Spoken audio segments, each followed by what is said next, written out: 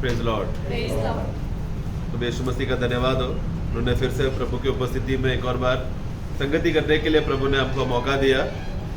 हम अपने आप को कितना भाग्य समझना चाहिए, क्योंकि प्रभु का नाम को ऊंचा उठाना, प्रभु का नाम को पुकारना ये सबके लिए नहीं है, परंतु प्रभु ने अपने चुने हुए लोगों के लिए ये नियुक्ति दिया है। और हमें अपने आप को ये भाग्य अवस्था समझना है। जितना जल्दी हम ये पहचानेंगे कि हम लोग भाग्यशाली लोग हैं मसीह में, उतना हमको वो आनंद हमको उठाने मिलेगा। जैसा शुरुआत में पॉल भाई ने ऐसा कहा कि प्रभु के उपस्थिति में दुनिया भर में जो हम लोग 1000 दिन जो बिताते हैं, उसमें वो 1000 दिन का जो आनंद हमने जो इकट्ठा किया है, वो एक ही दिन में प्रभु के उपस्थिति में वो आनंद को हम इकट्ठा कर सकते हैं। क्योंकि आत्मिक आनंद ये दुनिया का आनंद से भी बहुत बड़ा है। इसलिए प्रभु वो धनवान मूर्ख से कहता है कि हे मनुष्य, अगर आज तेरा प्राण को मैंने मांग किया, तू उसके बदले क्या दे सकता है? क्योंकि ये पूरा दुनिया को तूने कमा लिया, परंतु तूने मसीह को कमा नहीं पाया, तो क्या फायदा होगा? तो आज हम उसी तरह विश्वासी के लिए सबसे बड़ा भाग्य अवस्था यह है कि हमने वो मसीह को हमने पा लिया है। क्योंकि हमें अपना प्राण का छुड़ौती का दाम हम नहीं दे सकते थे, प्रभु यीशु मसीह ने हमारे बदले पिता परमेश्वर को वो दाम दे दिया है। वो दाम हमारे छुटकारा का दाम अभी हो चुका है। बोला तो एक विश्वासी को अभी पूर्ण आजादी के साथ प्रभु के उपस्थिति में आकर आराधना कर सकता है। पहला विषय क्या था? परमेश्वर के उपस्थिति में एक मनुष्य, एक पापी खड़ा रह सकता है कि नहीं? हम देखते हैं कि कोई खड़ा नहीं रह सकता, क्योंकि मनुष्य में कोई भी सिद्ध नहीं, क्योंकि हम सब पापी है। लेकिन अभी पापी का वो दाम अभी दे दिया है। तो अभी विषय क्या है कि अभी हम प्रभु की उपस्थिति में आराधना कैसा करते हैं, क्योंकि प्रभु हमेशा हमारा विवेक देखेगा आराधना के विषय में, हमारा विवेक शुद्ध है कि नहीं।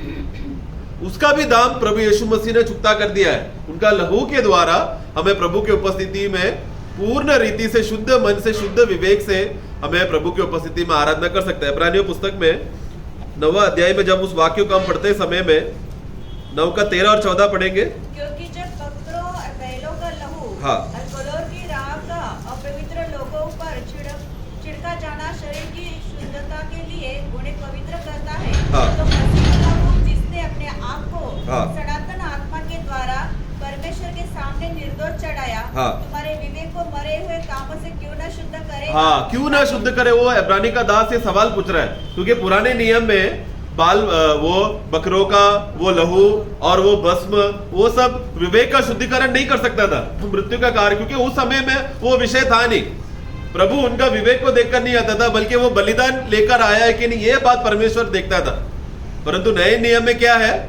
परमेश्वर ने वो बलि को, यीशु मसीह को ही वो बलि के रूप में हमको दे दिया है। तो अभी वो देने के बाद परमेश्वर अभी क्या देखेगा? हमारा विवेक को देखता है। तुम किस अवस्था से आए हो? क्या तुम शुद्ध हृदय से आए हो? क्या तुम्हारा कौन सा मनोभावना से तुम आए हो? वो मनोभावना का अवस्था में अभी वो अवस्था भी हमारे पास कौन सा बलि है, कैसा क्या बलि हम दे सकते हैं प्रभु की उपस्थिति में कि मैं मेरे विवेक को शुद्ध करके आ सकता हूं? वो भी नहीं है हमारे पास। परंतु यहाँ पर वाक्य क्या लिखा है? प्रभु का लहू काफी है। वो लहू क्या करेगा? सनातन आत्मा के द्वारा, अनंत काल के आत्मा के द्वारा वो आत्मा हमको दिया गया, गवाही के लिए दिया। वो क्या है गवाही? कि प्रभु यीशु मसीह ने तुम्हें विश्वासी हो जाने के बाद, एक नया नियम में तुम बन जाने के बाद भी तुम लोग अभी योग्य रीति से परमेश्वर के उपस्थिति में आराधना करने के लिए जो धैर्य और हिम्मत है, उसका दाम भी यीशु मसीह का बलिदान में है। वो बात को तुम देखकर तुम लोग धैर्य से आओ। वो बात हम लोग आज का विषय के लिए हम देखेंगे। इब्रानियों की पुस्तक 10वां अध्याय में उसका 19 से लेकर 21 पढ़ते समय में हमारा आज का मूल्य वाक्य 21 में है, तो भी हम लोग 19 से 21 तक पढ़ेंगे। इसलिए हे भाइयों, जब हमें यीशु के लहू के द्वारा नए और जीवित मार्ग से पवित्र स्थान में प्रवेश करने का हिवा हो गया है, जो उसने पर्दे अर्थात अपने ही शरीर में से होकर हमारे लिए अभिषेक किया है, और इसलिए कि हमारा ऐसा महान याजक है जो परमेश्वर के घर का अधिकारी है। वहां पर 21वां वाक्य मराठी में पढ़ेंगे। आणि आपल्या करता देवाच्या घरावर एक थोर याजक आहे। ये है वाक्य। हमारे लिए परमेश्वर के भवन में एक महायाजक है। ये है हमारे लिए सबसे बड़ा धैर्य की बात। यहाँ पर पापियों का विषय नहीं है, नया जन्म पाने का विषय नहीं है, विश्वासी जिनको नया जन्म पा चुका है उनका अवस्था की बात है, क्योंकि हम लोग विश्वासी हो जाने के बाद, नया जन्म हो जाने के बाद संसार में हम लोग जीते समय में क्या होता है, विवेक हमारा अशुद्ध होने का संभावना है। इस दुनिया में सिर्फ एक ही मनुष्य ऐसा मनुष्य है जो जिनका विवेक कभी भी संसार की बातों में अशुद्ध नहीं हुआ, वो कौन है? प्रभु यीशु मसीह। परंतु हम लोग कौन है? हम लोग सब लोग पाप में जन्म होने की वजह से हमारा अवस्था अशुद्धता होने का अवस्था होता है। इसलिए हमको मन फिरावट चाहिए, इसलिए हमको एक पवित्र जीवन जीने का अवस्था में आने का हमें जरूरत है। यीशु मसीह कभी भी आज से मैं शुद्ध होकर जीऊंगा, पाप नहीं करूंगा, ऐसा निर्णय यीशु को लेना पड़ा क्या? उनको ऐसा निर्णय लेने का जरूरत नहीं था। क्यों? क्योंकि वो इस दुनिया में आया है हमें बचाने के लिए आया। उनका एकमात्र बलिदान के द्वारा हमें सदा का एक छुटकारा का दाम उन्होंने हमको दिया है। वो बात को हमें समझना, इसलिए आराधना करने वाले व्यक्ति को इसलिए हियाव है हमें। उसका 19वां वाक्य में इसीलिए भाइयों, वहां पर एक शर्त से शुरू होता है, इसीलिए भाई, मतलब ऊपर का वाक्य में कुछ बातें लिखा है, उसके आधार पर क्या बोल रहा है? यीशु मसीह का लहू में इतना सामर्थ्य है कि तुम लोग धैर्य से आ सकते हो। तो वो लहू ने ऊपर का वाक्य में क्या लिखा है उधर देखो, उसका 16-17। प्रभु कहता है कि जो वाचा में उन दिनों के बाद उनसे बांधूंगा। वाचा बांधने के लिए क्या चाहिए रहता है? लहू। तो लहू बहाने की वजह से एक वाचा बांधूंगा, जिसके वजह से क्या होगा? कि यह है कि मैं अपने नियमों को उनके हृदय पर लिखूंगा और मैं उनके विवेक में डालूंगा। फिर वह यह करता है, मैं उनके पापों को और उनके अधर्म के कामों को फिर कभी स्मरण न करूंगा। और जब इनकी क्षमा हो गई है तो फिर पाप का बलिदान नहीं रहा। ये किसके लिए बोल रहा है? विश्वासी जो नया जन्म पाने के बाद अभी उसके लिए एक पाप बलि का जरूरत है क्या? क्योंकि यीशु मसीह के एक बलिदान के द्वारा हमें सर्वदा के लिए पवित्र ठहरा कर रखा है। वो लोग ये वाक्य पढ़कर अभी क्या समझना है?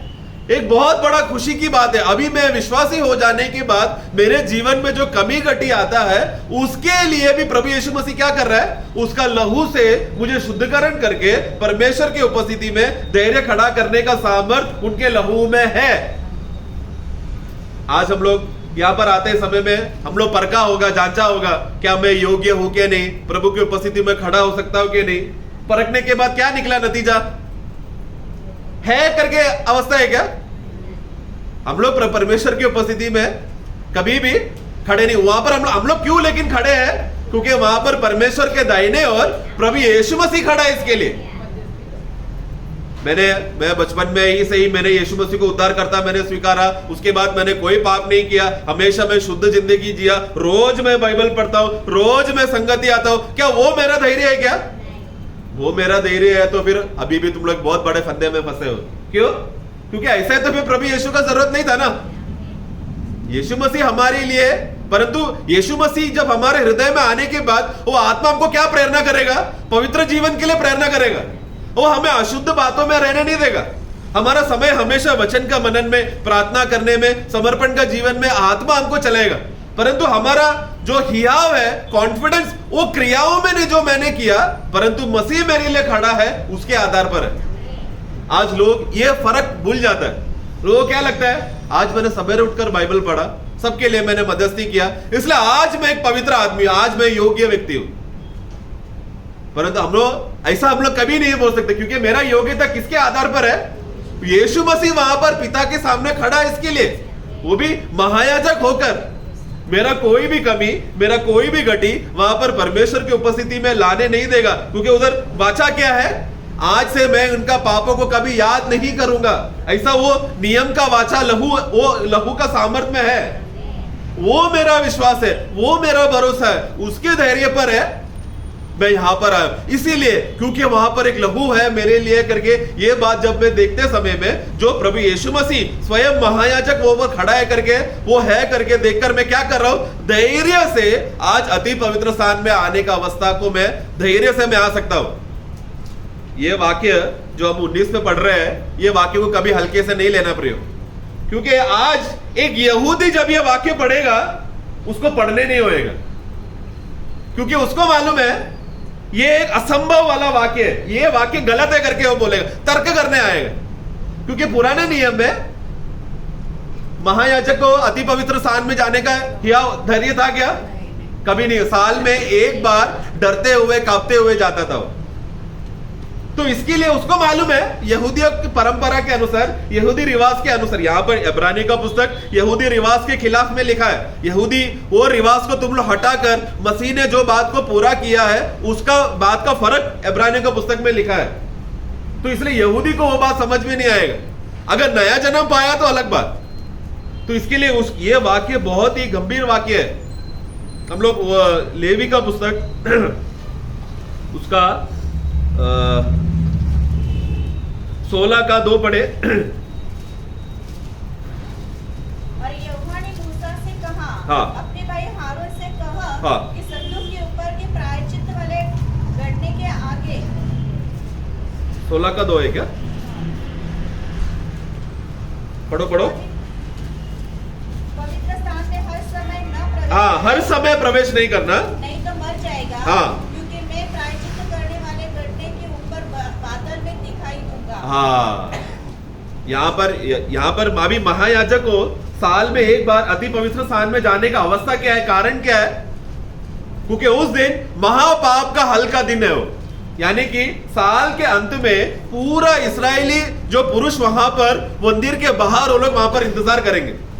जो बाहरी आंगन है वो आंगन में सारे पुरुष लोग वहां पर एकत्र होंगे और उन लोग सबको इसराइल, तभी याजक क्या देखे, महायाजक देखेगा सब लोग आए हैं कि नहीं। जिन जिन लोग, कोई जितने लोग आए हैं उन सब के लिए एक बलि वो चढ़ाकर वो लहू लेकर अति पवित्र स्थान में वो जाएगा।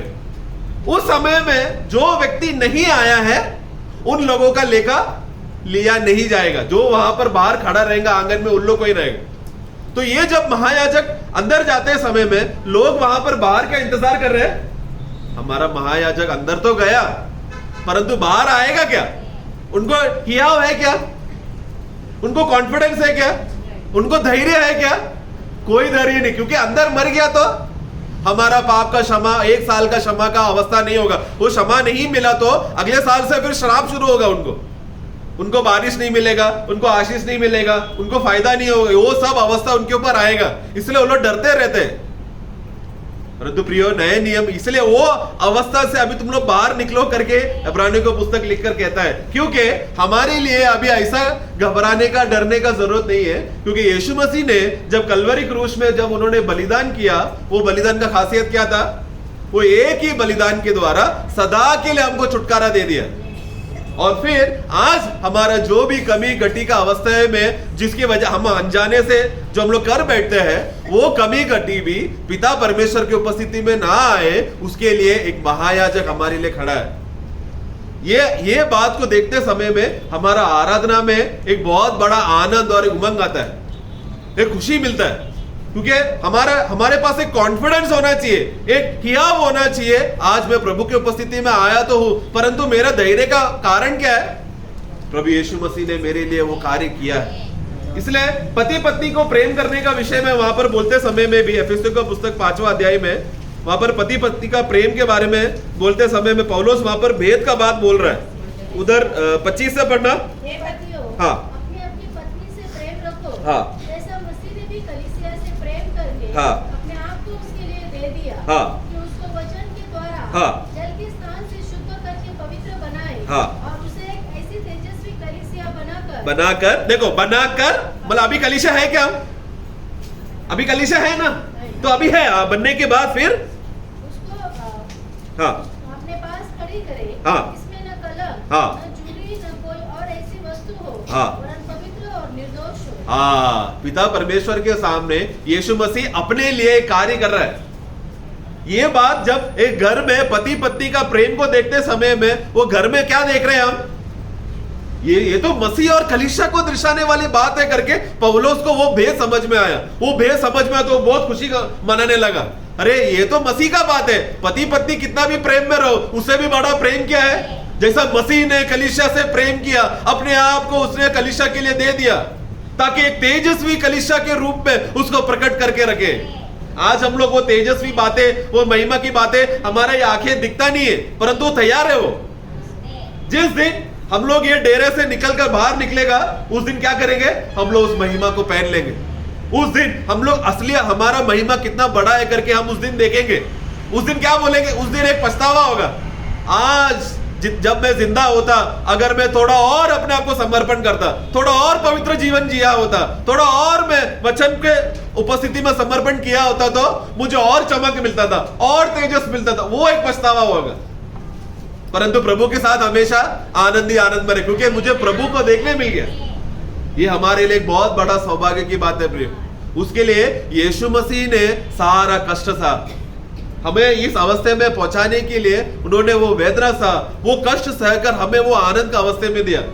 प्रभु की दया से गया महीना जब केरला में मैं वहां पर गया, तो वहां पर भाइयों को जब मिलकर संगति करने लगा, तो एक सूखा सूखापन लग रहा था उनके बीचों में, क्योंकि उनको हियाव नहीं है आराधना करने के लिए। लोग बस नामकरण के लिए आ रहे हैं। आज चलो आज संगति करना पड़ेगा, 2 साल लॉकडाउन था, अभी लॉकडाउन हो गया, अभी आराधना करना पड़ेगा। कैसा संगति है क्या मालूम, सभी भाई लोग आएंगे कि नहीं, हमें कोई भाई को कोरोना है क्या, कोई छींका तो डर के देखेंगे वो लोग। उनके पास वो लोग बाहर के परिस्थितियों को देखकर वो लोग क्या करने लगे, अपना ऐसा आराधना करना है क्या, ऐसा वो लोग अवस्थे में थे।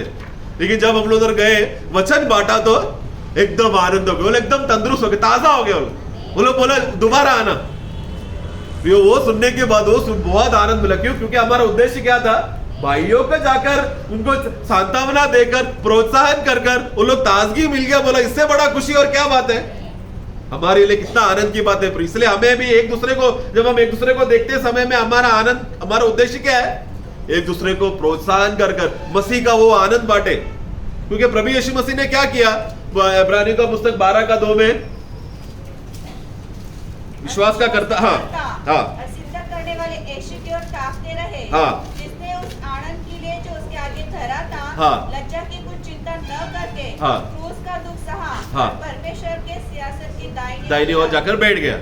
उधर वो आनंद क्या है, मैंने ऐसा एक परिभाषा सुना, आनंद, वो आनंद मतलब क्या मालूम है, यीशु मसीह मरने के बाद है ना, पिता परमेश्वर उसको एकदम महिमा और तेजस और इज्जत देगा।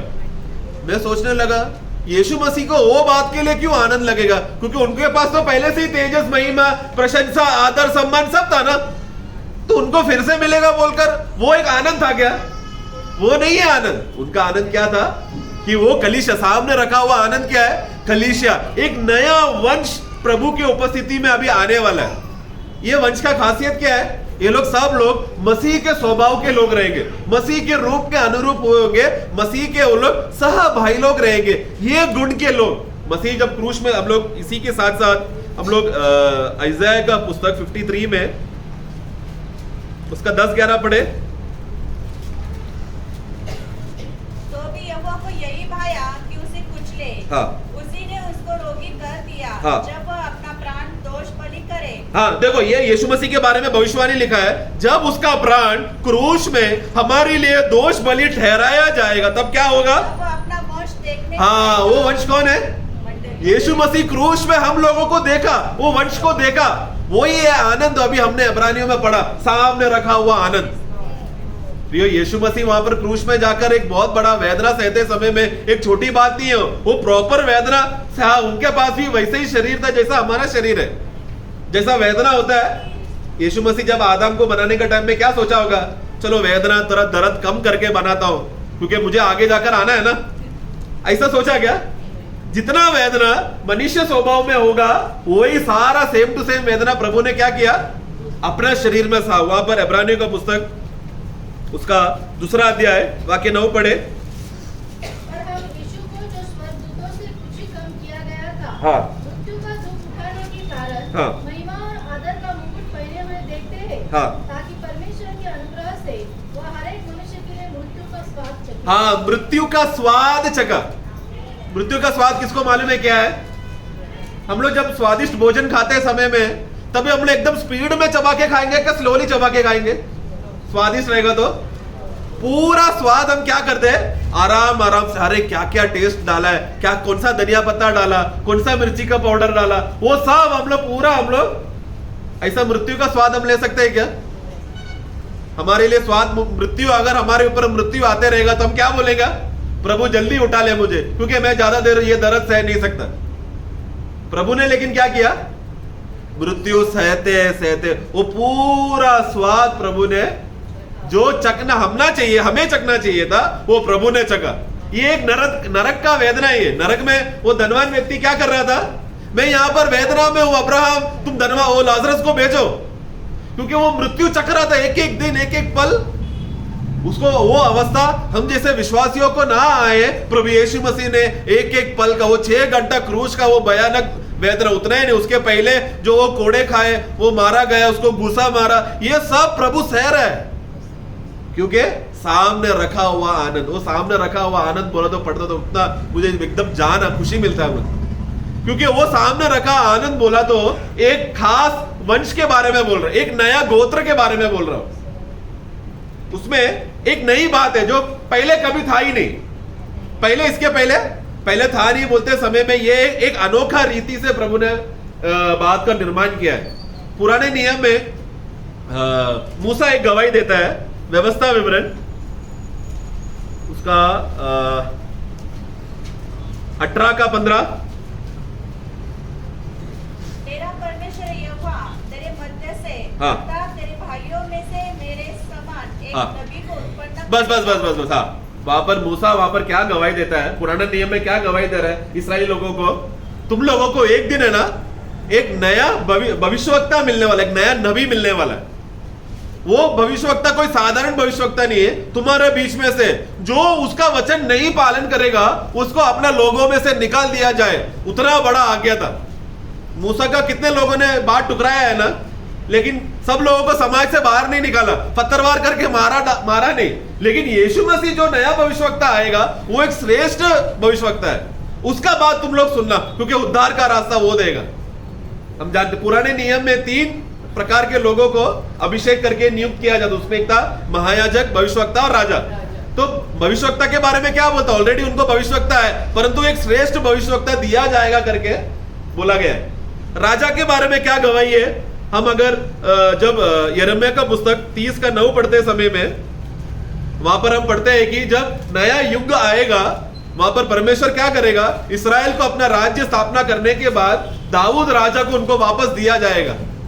पढ़े, परंतु वे अपने परमेश्वर यहोवा हाँ, और अपने राजा दाऊद की सेवा करेंगे, हाँ, जिसको मैं उन पर राज्य करने के लिए ठहराऊं। हाँ, उसी के साथ साथ एजेकियल 37:24 भी पढ़ेंगे। एजेकियल 37:24, मेरा दास दाऊद उनका राजा होगा, हाँ, और उन सबों का एक ही चरवाहा होगा। हाँ, वे मेरे नियमों पर चलेंगे, हाँ, और मेरी विधियों को मानकर उनके अनुसार चलेंगे। हाँ, ये कभी की बात है, जब 1000 वर्ष का राज्य स्थापना करते समय में दाऊद को वापस अधिकार देकर उसको राजा बनाएगा। परंतु यही भविष्यवाणी यीशु मसीह के बारे में भी बोला गया। हम लोग जब यशायाह का पुस्तक उसका 9वां अध्याय उसका 6 और 7 पढ़ते समय में, यशायाह 9 का 6 और 7, क्योंकि हमारे लिए एक बालक उत्पन्न हुआ, हाँ, हमें एक पुत्र दिया गया है, हाँ, और प्रभुता उसके कांधे पर होगी, हाँ, और उसका नाम अद्भुत युक्ति करने वाला, हाँ, पराक्रमी परमेश्वर, हाँ, अनंत काल का पिता, हाँ, और शांति का राजकुमार रखा जाएगा। हाँ, उसकी प्रभुता सर्वदा बढ़ती रहेगी, हाँ, और उसकी शांति का अंत न होगा। हाँ, इसलिए वह उसको दाऊद की राजगद्दी पर इस समय से लेकर, हाँ, सर्वदा के लिए न्याय, हाँ, और धर्म के द्वारा स्थिर किए। किसके ऊपर रखेगा, दाऊद का राजगद्दी के ऊपर भी वो सदा राज्य करते रहेगा। ये किसके बारे में बोला है, यीशु मसीह के बारे में बोला है। तो पुराने नियम में पहले से ही एक श्रेष्ठ भविष्यवक्ता दिया जाएगा, ये बात बोला गया है। एक श्रेष्ठ राजा दिया जाएगा बोला गया है, परंतु एक श्रेष्ठ महायाजक देगा करके इस्राएल को बोला नहीं। इसका गंभीरता समझ रहे क्या, मतलब आराधना का विषय अभी क्या होगा इस्राएल का भी, जब भविष्यवाणियां दिया है, जब वो लोग 1000 वर्ष का राज्य में आएंगे तो दोबारा वो लोग मेमना को वध करेंगे, फिर से होम बलि वो लोग करेंगे, वो सब स्थापना फिर से होगा। परंतु यहाँ पर विषय आराधना के लिए, जो आराधना का सरपंच अगर वहां पर नहीं है तो आराधना नहीं होगा। वो कौन है, महायाजक अगर नहीं है तो कितना अच्छा से भी ढोल बजा लो, कितना अच्छा से भी ताली मार लो, आराधना नहीं। चलो आराधना करने जाते हैं बोलते तो हमारा मन में क्या होता है, चलो आके पहला हम लोग गीत गाएंगे, थोड़ा हम लोग लुढ़केंगे, थोड़ा ऐसा हिलेंगे, थोड़ा शोर होना चाहिए तब आराधना होगा, सुती बोलेंगे तब आराधना होगा। परंतु ये परमेश्वर ये नहीं देखता। परमेश्वर क्या देखता है, महायाजक किधर है? आराधना को शुरुआत करने के लिए, आराधना को नियंत्रण करने के लिए, आराधना को चलाने के लिए कौन रहता है? सब बात का जो अध्यक्ष ठहर कर देखता है वो है महायाजक। वो किधर है करके पूछेगा। एक दिन प्रभु जब न्याय के दिन में खुल जाएंगे किताब, जब गीत गाते समय में आप लोगों को ध्यान दिया होगा पता नहीं, परंतु जब पुस्तकें जब खुली जाएगी, जब सब व्यक्तियों का न्याय लिया करा जाएगा, उस सब लोगों को प्रभु एक सवाल पूछेगा। तुम लोग आराधना करने आया, हर संडे तुम लोग आए, तुम लोग ये संगठनाओं में गया, ये संस्थाओं में गया, ये कलीसिया में गया, वो कलीसिया में गया, परंतु महायाजक था क्या तुम्हारे बीच में? प्रभु ये सवाल पूछेगा। तब वो लोग क्या बोलेंगे? हाँ, हमारा पास्टर था ना चलाने के लिए, हमारा चर्च में तो खास लोग हमने तैयार नियुक्त करके रखे हैं आराधना के लिए, सिर्फ वही लोग ही गीत निकालते और हम पीछे पीछे गीत गाते, हमारे बीच में है। ऐसा बाइबल में किधर लिखा है क्या? बाइबल में हम लोग देखते समय में, आराधना में इकट्ठा होते समय में हम सब मिलकर गीत लेते हैं, हम सब मिलकर प्रार्थना करते हैं। जब भाइयों को जब प्रेरणा मिलता है, वो सब प्रेरणा पाया हुआ भाई लोग वचन बांटते हैं। एक ही व्यक्ति के ऊपर केंद्र करके तुम चलाओ हम बैठेंगे, ऐसा नहीं है। उसी को निकलोवे तत्व बोलते हैं ना। निकलोवे तत्व प्रभु क्या बोल रहा है? मैं उसको नफरत करता हूं। निकलोवे तत्व परमेश्वर को पसंद नहीं। मनुष्य और परमेश्वर के बीच में एक व्यक्ति को जबरदस्ती रखकर तुम सारा क्रियाक्रम तुम करो, हम लोग समय समय पर तुमको दशवांश देते रहेंगे, तुमको तनख्वाह देते रहेंगे, आराधना करने के लिए हमको नहीं बोलना, जो भी जरूरत है बोलो वो हम करके देंगे, लेकिन करना क्या है? तुमको करना है बोल। एक बहुत बड़ा धोखा का समय में हम जी रहे हैं। लवोदिकिया समय मतलब क्या है? एक अंधकार का समय। प्रेम बाहर से दिखता है परंतु अंदर खोखला है। भक्ति का वेश धारण कर कर वो लोग आते हैं, ऐसा एकदम खोखला अवस्था का एक परिस्थिति में हम लोग जी रहे हैं। उसके बीच में प्रभु जब सबको पूछेगा महायाजक तुम्हारे बीच में था क्या पूछा, तो जवाब नहीं, क्योंकि महायाजक कैसा होगा? प्रभु ने इसके लिए यहां पर हमारे लिए धैर्य का बात क्या है, जो हमने इब्रानियों 10:21 में पढ़ा, हमारे लिए परमेश्वर का भवन में एक महायाजक है। इस बात का धैर्य हमें है। ये बात को हमें सोचकर प्रभु की उपस्थिति में आ रहे। तो प्रभु जब वो महायाजक का सेवा आरंभ करने समय में क्रूस में जब वो गया, वो सामने रखा हुआ एक आनंद को देखा। ये आनंद को जब वो देखते समय में, वो प्रभु का उद्देश्य क्या है? मुझे एक नया वर्ग चाहिए, एक नया गोत्र चाहिए जो इस्राएल से नहीं होगा, परंतु पिता परमेश्वर को भाने वाला, प्रसन्न करने वाला एक परमेश्वर का खास लोग होंगे। ये लोग कौन रहेंगे? मेरे साथ सहयाजक लोग रहेंगे। पुराने नियम में वाचा बांधते समय में हम निर्गमन 40:15 पढ़ेंगे। जैसे तू उनके पिता का अभिषेक करे, हाँ, वैसे ही उनका भी अभिषेक करना, हाँ, कि वे मेरे लिए याजक का काम करें, हाँ, और उनका अभिषेक उनकी पीढ़ी पीढ़ी के लिए, हाँ, उनके सदा के याजक पद का चिन्ह। हाँ, याजक पद बोला गया, वहां पर याजक वंश आना चाहिए। मराठी में पढ़ना 40:15 याजक पद लिखा है क्या? वहां पर प्रीस्टहुड बोला गया, यानी कि मैं जब तुम लोगों को यह वाचा बांध रहा हूं, उस समय में क्या होगा? वो जो लेवी गोत्र जो आ रहे हैं ना, ये लोग क्या रहेंगे? अभी ये एक याजकीय समाज रहने वाले, याजकीय वंश रहेगा। सिर्फ यही लोग क्या करेंगे मेरे लिए? नित्य तक लोग आराधना का सारा सेवा का काम, ये लोग जिम्मेदारी अब इनका है। क्यों इन लोगों को क्यों खास दिया? क्योंकि इन लोगों ने जब मूर्ति बनाते समय में मूसा ने क्या बोला? जो कोई परमेश्वर के हो रहे वो इस तरफ आओ बोला, तो सारा लेवी गोत्र कूद कूद कर आया, हम प्रभु के लोग हैं, हम प्रभु के लोग हैं बोलो। बाकी गोत्र लोगों ने क्या किया? मूर्ति के सामने दंडवत कर वो मूर्ति का वो लोग सेवा कर, क्योंकि मूसा ऊपर चला गया, मूसा कब नीचे आएगा क्या मालूम, इसलिए हमें कनान देश में पहुंचाने के लिए एक देव चाहिए। एक देव के लिए लोग ने क्या किया? सोने का मूर्ति बनाया। तब परमेश्वर का क्रोध वहां पर आया। प्रभु ने लेवी गोत्र को क्या बोला? तलवार उठाओ, सामने जो दिखता है, तुम्हारा भाई होगा, बाप होगा, बहन होगा, बेटी, कुछ नहीं, सबको मार डालो। वो जिम्मेदारी किसने उठाया? लेवी गोत्र ने लिया, जिसके वजह से वो आशीष उनको क्या मिला? अब एक वाचा लेवी गोत्र के साथ बांधा। वो क्या था कि अभी से ये लोग एक याजकीय झुंड रहेंगे, याजकीय समाज रहेगा, जो सिर्फ मेरे लिए आराधना का सेवा सिर्फ यही लोग करेंगे, बाकी गोत्र नहीं करेंगे। बाकी लोगों को अगर आराधना करना है तो लेवी गोत्र के पास आना पड़ेगा। परंतु नहम्याह का समय में क्या हो गया, उसका 13 का, उसके पहले से ही हो गया था, 13 का 29,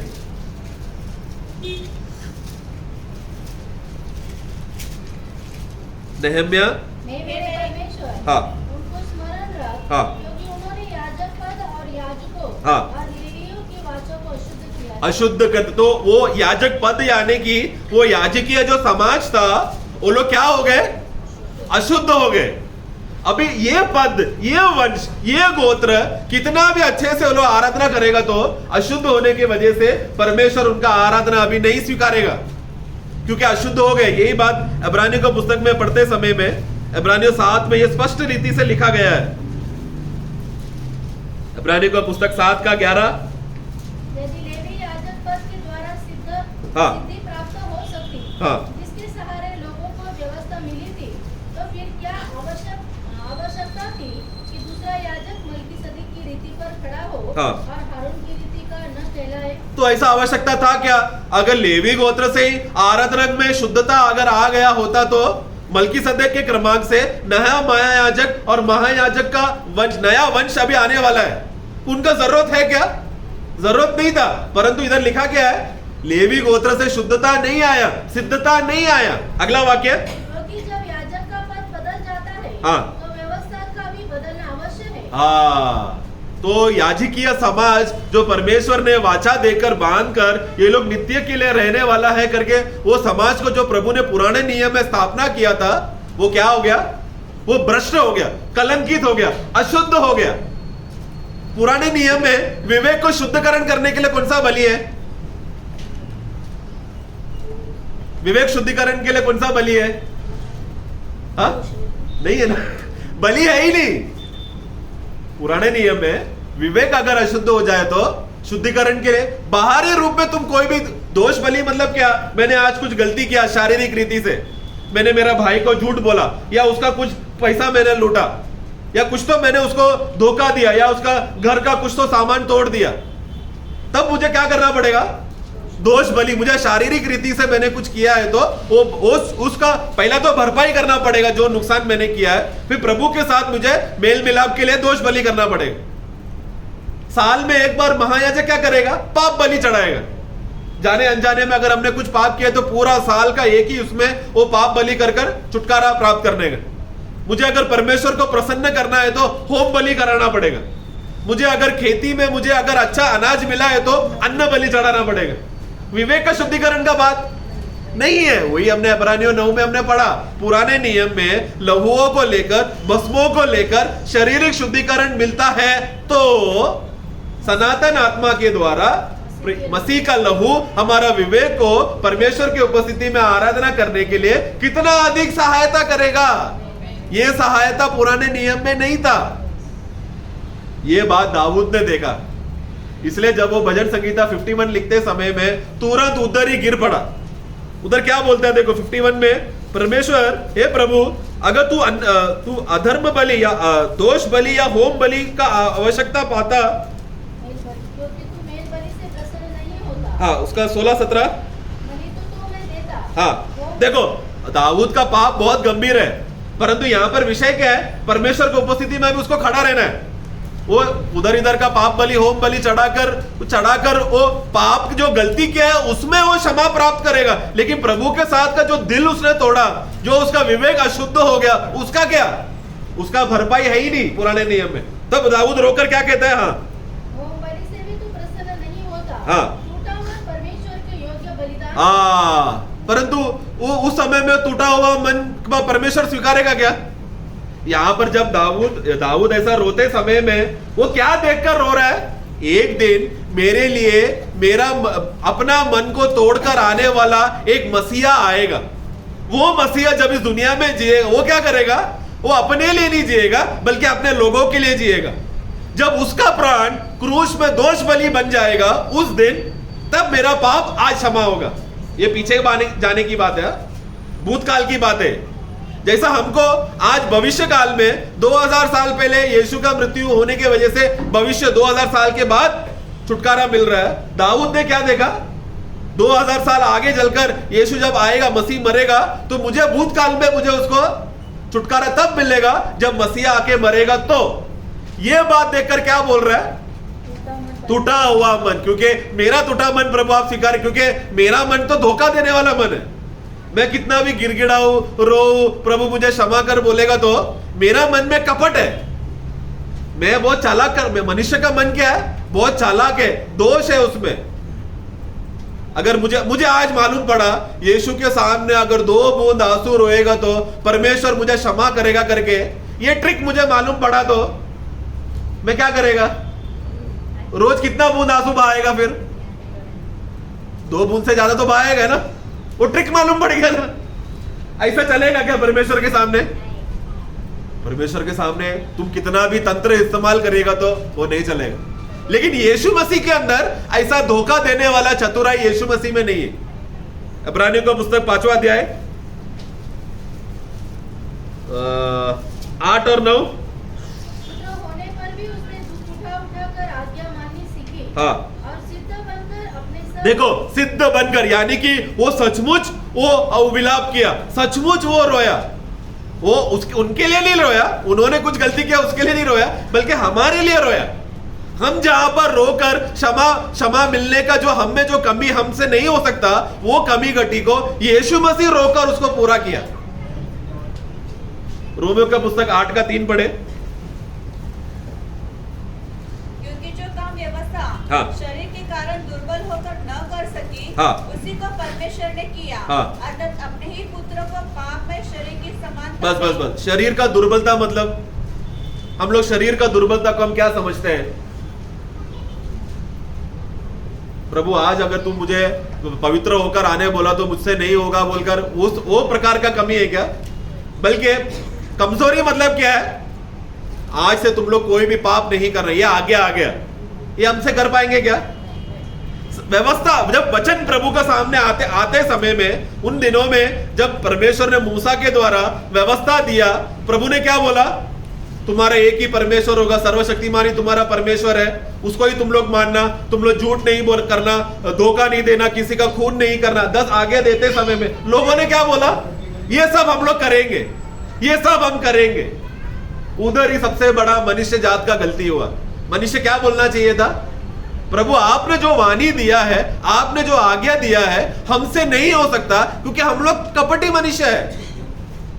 एक लूका का पुस्तक 18 अध्याय में 18 वाक्य से पढ़ते सब, वो अवस्था आप लोग को मालूम है इसलिए पूरा नहीं पढ़ा रहा। लूका 18 में वहां पर एक धनवान व्यक्ति प्रभु की उपस्थिति में आकर क्या बोलता है? पढ़ा। हाँ, सरदार ने उससे पूछा, हाँ। हे उत्तम गुरु, अनंत जीवन का अधिकारी होने के लिए मैं क्या करूं? हाँ। यीशु ने उससे कहा, हाँ। तू मुझे उत्तम क्यों कहता है? हाँ। कोई उत्तम नहीं, केवल एक, अर्थात परमेश्वर। हाँ। तू आज्ञाओं को तो जानता है, व्यभिचार न करना, हत्या न हाँ, उसका 21 पढ़ना। उसने कहा, मैं तो इन सबको लड़कपन से ही मानता आया हूँ। देखा तो मतलब ये आदमी अभी योग्य व्यक्ति है कि नहीं? क्योंकि सारा व्यवस्था के अनुसार देखा जाए तो, पुराने नियम का, मूसा का व्यवस्था के अनुसार देखा जाए तो ये बहुत योग्य आदमी है, क्योंकि बचपन से सब करते आ रहा है। लेकिन फिर भी प्रभु ने उसके अंदर क्या किया? एक कमी ढूंढकर निकाला। यानी कि एक व्यक्ति जन्म से लेकर मृत्यु तक कितना भी व्यवस्था का पालन करे, कितना भी बाइबल पढ़कर वो करने का कोशिश करेगा तो उसके अंदर हमेशा गलती पाया जाएगा। लेकिन एक ही मनुष्य, एकमात्र ऐसा मनुष्य है जो पूरा वचन को पूर्ण रीति से उसको पूरा किया, वो है यीशु मसीह। हम लोग रोमियो का पुस्तक 10 का 3 पढ़े। क्योंकि वे परमेश्वर की धार्मिकता से अनजान होकर, हाँ। और अपनी धार्मिकता स्थापित करने का यत्न करके, हाँ। परमेश्वर की धार्मिकता के अधीन न हुए। हाँ, ये कब हुआ? व्यवस्था देने के बाद सारे मनुष्य के अंदर क्या आ गया? स्वयं धार्मिकता आ गया। प्रभु ने क्या बोला? चोरी नहीं करने का ना, मैं आज से चोरी नहीं करूंगा। तो ऐसा करके वो क्या हो गया? उसने शायद एक भी चोरी नहीं किया, पूरा उम्र में एक भी चोरी नहीं किया, जिसके वजह से उसका हृदय अहंकार से भरकर क्या बोल रहा है? मैं एकमात्र मनुष्य हूं जो चोरी नहीं करता, अब मैं परमेश्वर की उपस्थिति में योग्य हूं। ऐसा व्यक्ति नम्र नहीं हो रहा, घमंडी होते जा रहा है। प्रभु का आज्ञा था कत्ल नहीं करना, मैंने एक भी कत्ल नहीं किया, मैं अच्छा आदमी हूं, मैं योग्य आदमी हूं, मैं राज्य में जाऊंगा। मतलब सब लोग क्या हो गया? स्वयं धार्मिकता में खड़े होकर परमेश्वर के सामने बोलने लगे, हमें ये करने होगा, हमें ये करने होगा। यही पर हुआ मनुष्य का हार। प्रभु क्या चाहता है? पूर्ण रीति से तू प्रभु पर ही आश्रय करना। व्यवस्था को भी मानने का बात आए तो भी किस पर आश्रय करना चाहिए? प्रभु पर ही आश्रय करना चाहिए, क्योंकि पूर्ति करने वाला वही है। अगला वाक्य 4। क्योंकि हर एक विश्वास करने वाले के देखो, लेकिन ये नए नियम के लिए बोल रहे हैं, हर एक विश्वास करने वालों के लिए धार्मिकता के निमित्त। देखो, व्यवस्था का एक मांग है धार्मिकता का निमित्त। वो धार्मिकता का निमित्त क्या है? मसीह व्यवस्था का अंत है। जब मैं ये बात देखता हूं, मुझे धार्मिकता करने नहीं, परमेश्वर ने मुझे बोला धार्मिकता का ये मांग करो, मुझसे नहीं होगा, मसीह ने ये बात किया है बोला, तो वो हर एक विश्वासियों के लिए सबसे बड़ा वो योग्य ठहराने का ये बात है। आज मैं योग्य क्यों हूं? क्योंकि बचपन से मैंने कोई भी झूठ नहीं बोला या कोई भी खून नहीं किया या सब संगति में आया, वो नहीं है मेरा योग्यता। क्योंकि अगर मैं ऐसा कर भी लूं तो मैं वो धनवान मनुष्य के समान ही रहूंगा। एक कमी मुझ में रहेगा, वो क्या है? मसीह मुझ में नहीं है। मसीह मुझ में नहीं है तो फिर क्या है? व्यवस्था का पालन करके कुछ फायदा है क्या? क्योंकि व्यवस्था का अंत पूर्ण रीति से, संपूर्ण रीति से प्रभु को तृप्त किया हुआ एकमात्र व्यक्ति है प्रभु यीशु मसीह। वो प्रभु यीशु मसीह को पिता परमेश्वर ने क्या किया? परमेश्वर का दाहिने ओर रहकर हमारे लिए मध्यस्थी कर रहा है। और ये मध्यस्थी करते समय में प्रभु का उद्देश्य क्या है? अभी इस पुराने नियम में जो याजकीय समाज थे, याजकीय झुंड थे, ये लोग क्या हो गया? गिर गए, अशुद्ध हो गए। विवेक का शुद्धिकरण अभी नहीं हो पा रहा। अभी क्या? पहला पत्रोस 2:9 हमको आश्वासन देने वाला वाक्य है ना। उधर क्या लिखा है? पर तुम एक चुना हुआ वंश, राजपदधारी, याजकों का समाज और पवित्र लोग, और परमेश्वर की नीच प्रजा हो। देखो, वहां पर याजकीय समाज आ गया। यही शब्द जो हम लोग निर्गमन का पुस्तक में और नेहम्या का पुस्तक में आना चाहिए था। एक समाज, एक नया गोत्र, वो अभी प्रभु यीशु मसीह का क्रूस का, वो कलवरी क्रूस के द्वारा क्या किया उन्होंने? ये एक नया समाज को उत्पन्न किया। सामने रखा हुआ आनंद मतलब कौन थे?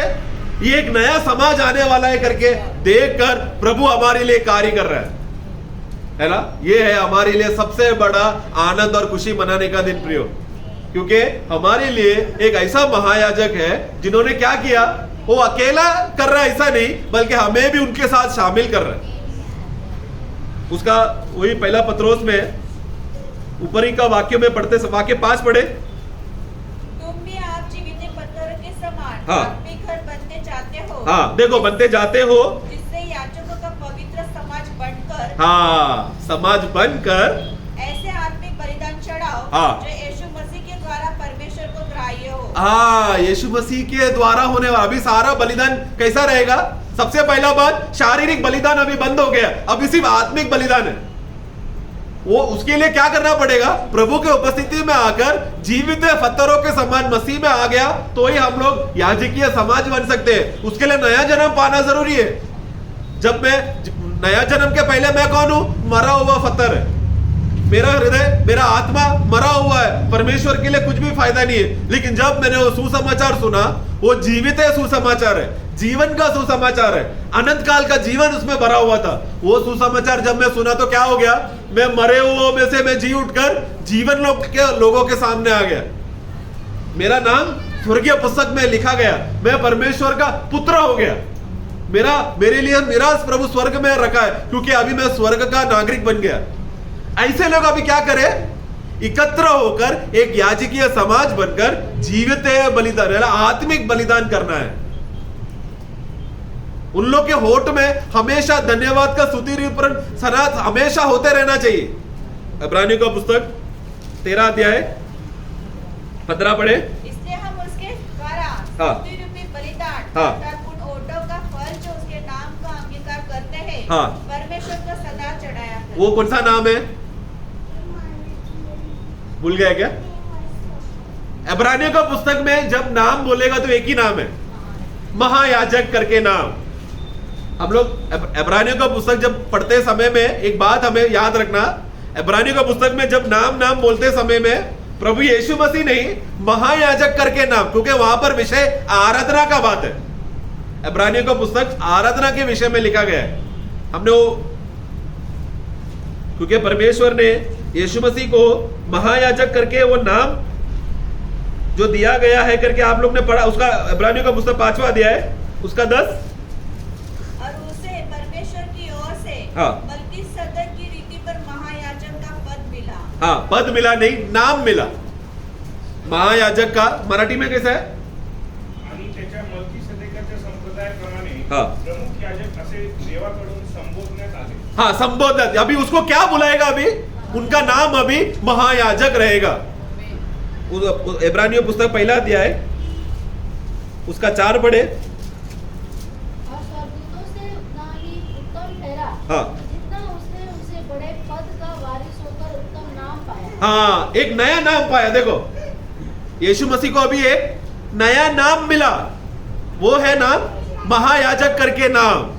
वो नाम को हम लोग क्या हृदय से भरकर धन्यवाद का स्तुति रूपन अर्पण प्रतिदिन वो बलिदान हमें चढ़ाते रहना है, क्योंकि उसका कारण प्रभु ने हमारे लिए उसका कारण कष्ट उठाया। इसके लिए वो अवस्था में लाने के लिए प्रभु ने क्या किया? हमें एक नया समाज बनाया, एक नया गोत्र बनाया, जो भूमि के लिए नहीं स्वर्ग के लिए है। हमें प्रभु ने स्वर्ग के लिए नियुक्त करके रखा है, स्वर्गीय स्थान, स्वर्गीय अधिकार दिया है। बट वो किस आधार पर है? यीशु मसीह ने जो श्रेष्ठ महायाजक बनकर एक नया गोत्र को उत्पन्न करने के लिए है। वही पहला पत्रोस 2:9 में उधर देखो, एक खास लोग करके भी लिखा करके रहेगा। देखो अपना 9 पढ़ना। पर तुम्हें चुना हुआ वंश, हाँ। और राजपदधारी, हाँ। याजकों का समाज, हाँ। और पवित्र लोग, और परमेश्वर की नीच प्रजा। हाँ, परमेश्वर की नीच प्रजा मतलब परमेश्वर के खुद के लोग हैं। हम परमेश्वर के खुद के लोग हैं बोला तो मतलब क्या है? अभी हमारा हक सिर्फ परमेश्वर के ऊपर, हमारा पूरा हक परमेश्वर का है। मैं अभी परमेश्वर का खुद का हो चुका हूं, मैं किसी और का नहीं। ये वाक्य पढ़ते समय में क्या धैर्य देता है? ये वाक्य के साथ साथ हमें रोमियो का पुस्तक 8 भी पढ़ना है। कौन अभी हमें मसीह का प्रेम से अलग कर सकता है? कौन अभी हमें दोष लगा सकता है? क्योंकि मैं अभी मसीह का खुद का नीच प्रजा बन चुका हूं, खास लोग बन चुका हूं। ये बात समझने के लिए ना पुराना नियम का एक बैकग्राउंड जानना जरूरी है। एक वाक्य हम पढ़ेंगे, निर्गमन 28 का 29 और 30, एक्सोडस 28, 29 और 30।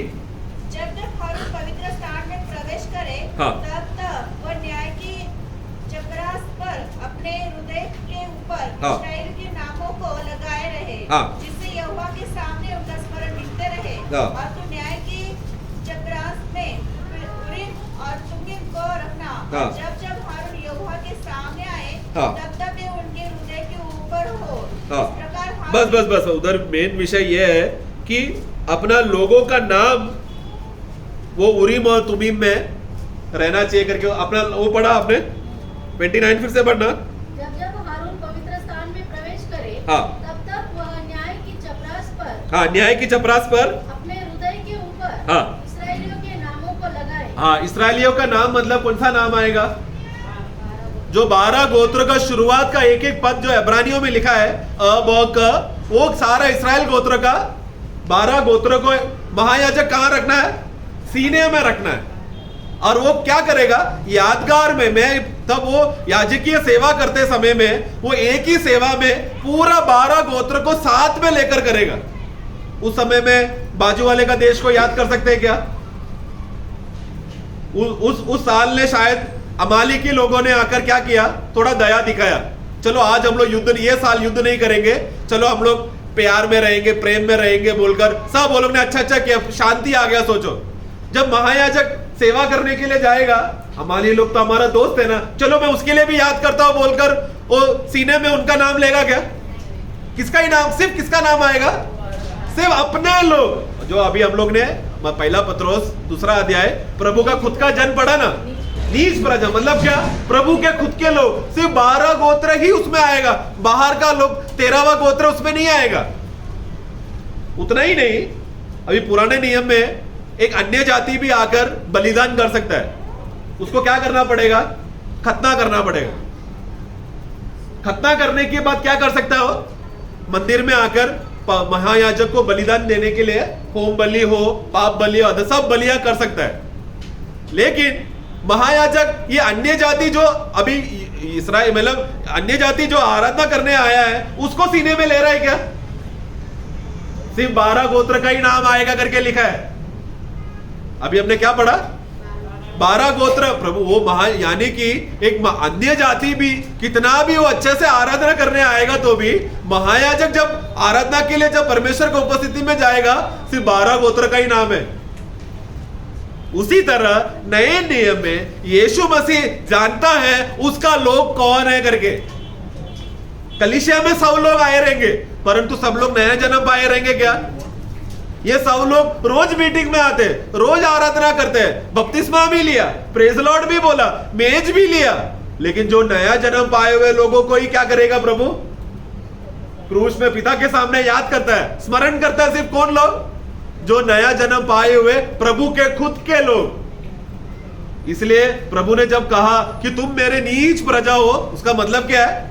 ये खास हम लोग एक याजकीय समाज में बोला तो कोई छोटी बात नहीं है प्रियो। उसके लिए प्रभु ने एक बहुत बड़ा दाम चुकाया है। प्रभु यीशु मसीह ने क्रूस में बलिदान होने के बाद वहां पर उनका सेवा रुका नहीं। उसके बाद क्या हुआ? पुनरुद्धार होकर पिता के दाहिने ओर जाकर आज भी हमारे लिए विनती करता है, वो सोता नहीं।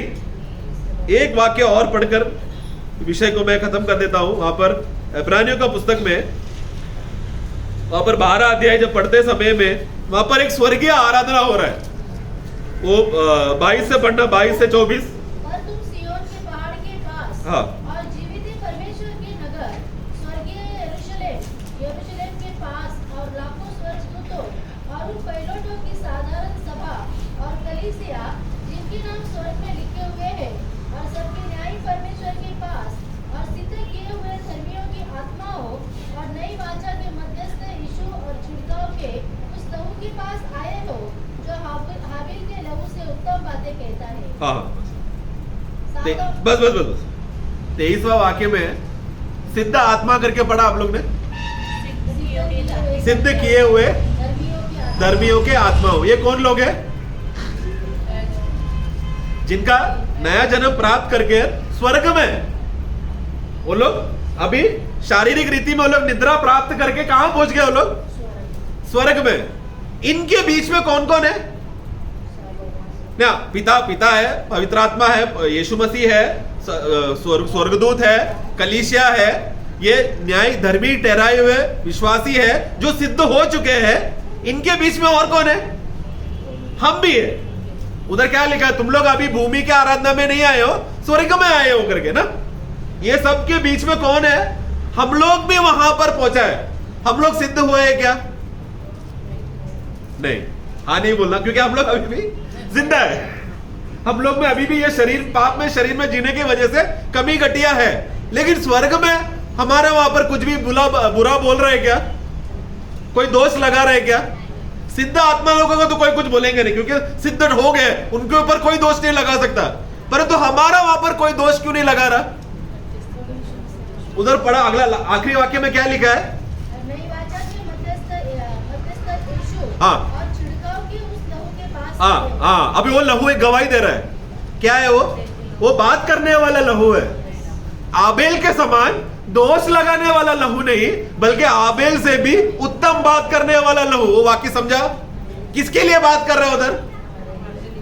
हाँ, मतलब अभी भी जो सिद्ध नहीं पाए उनके बाद मंडली है उधर।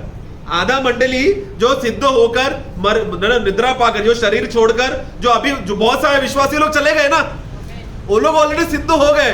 पर हम जो असिद्ध लोग, मतलब यानी कि जो धर्मी पूर्ण रीति से शरीर का उद्धार नहीं होने की वजह से हमें भी हमारे अंदर कमी घटिया है, लेकिन हमारे ऊपर भी कोई दोष क्यों नहीं लगा रहा? क्योंकि यीशु मसीह का लहू हमारे लिए वहां पर बात कर रहा है। कोई भी अगर स्वर्गदूत बोल रहे, ये देखो आज ये मीटिंग में ध्यान नहीं दे रहे, वो देखो भाई सो रहा है, वो देख उसका मन लंदन में चला गया, जब उंगली उठाते समय में यीशु मसीह क्या बोल रहा है? तू कौन होता है उसके ऊपर उंगली उठाने वाला? उसका न्याय मैं करूंगा। तू मीटिंग में सोया तो उसका हिसाब किसको देना पड़ेगा? यीशु को देना पड़ेगा। सो गया ना, गलती किया, उसका सजा प्रभु देगा, लेकिन उसके ऊपर तुम लोग उंगली उठा नहीं सकते। क्यों? क्योंकि यीशु मसीह का लहू सबसे उत्तम बात कर रहा है। कोई भी गलती ना उठा सके उस रीति में यीशु मसीह का लहू बात कर रहा है। आबेल ने क्या बोला? मेरा भाई ने मुझे मारा, मुझे बदला चाहिए, मुझे इंसाफ चाहिए। हम लोग भी ऐसे ही करते हैं ना। प्रभु वो भाई ने मुझे देखकर स्माइल नहीं किया, वो भाई ने मुझे शेक हैंड नहीं किया, उसका घर टूट जाने दो, उसके ऊपर श्राप आने दो, उसका टायर फूट जाने दो। क्या क्या श्राप दे, विश्वासी लोग श्राप देने का परमिशन है क्या हमको? कितना दुख की बात है ना। लेकिन यीशु मसीह क्या बोल रहा है उधर? कोई उनके ऊपर दोष ना, हमारे अंदर कमी घटिया है, शायद कमजोर हुआ इसलिए सोया होगा, गलती किया, उसका लेखा वो व्यक्ति देगा प्रभु को। प्रभु जब न्याय किया जाएगा, किताबें खुला जाएगा, तो ये मीटिंग में इतने बार सोया बोलकर उसका सजा प्रभु उसको देगा। लेकिन दूसरे लोग को उसके ऊपर दोष न लगाने के लिए यीशु मसीह का लहू आज भी हमारे लिए, हमारा फायदे के लिए बात करता है। ऐसा श्रेष्ठ प्रभु हमको दिया है प्रभु, इसलिए उस प्रभु की ओर ध्यान से हमें देखकर ताकते रहे। विश्वास का कर्ता और स्फूर्ति करने वाला यीशु मसीह की ओर देखते रहे, क्योंकि हमारा मनन करने वाला, चिंता करने वाला सिर्फ एक ही है। वो कौन है? हमारा भाई लोग एक दिन हमको छोड़ देगा, लेकिन यीशु मसीह कभी नहीं छोड़ेगा। हमारा भाई लोग शायद हमारा गलती निकालेगा कमी घटी की वजह से, लेकिन यीशु मसीह कभी नहीं करेगा, क्योंकि उन्हें एक नया समाज उनको चाहिए, याजकीय समाज, प्रभु का खास लोग जो हमेशा प्रभु उनको उठाए सहते रहकर चलेगा। आज हम लोग क्यों नहीं गिरे?